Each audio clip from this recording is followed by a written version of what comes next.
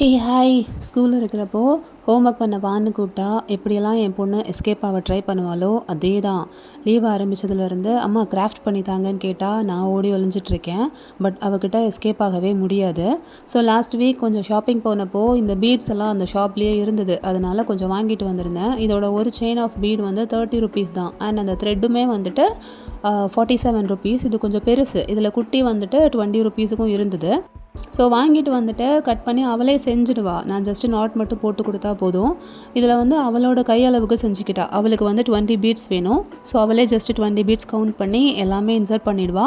நம்ம வந்து நாட் மட்டும் போடணும். முன்னாடி நாட் போட்டேன் அப்படின்னா அது உடனே அத்து விழுந்துட்டு இருந்தது. பட் இந்த வாட்டி வந்து அதோட டெக்னிக் மட்டும் நான் கரெக்டாக யூஸ் பண்ணேன். ஃபர்ஸ்ட் டைம் ஒரு வாட்டி ட்விஸ்ட் பண்ணணும்.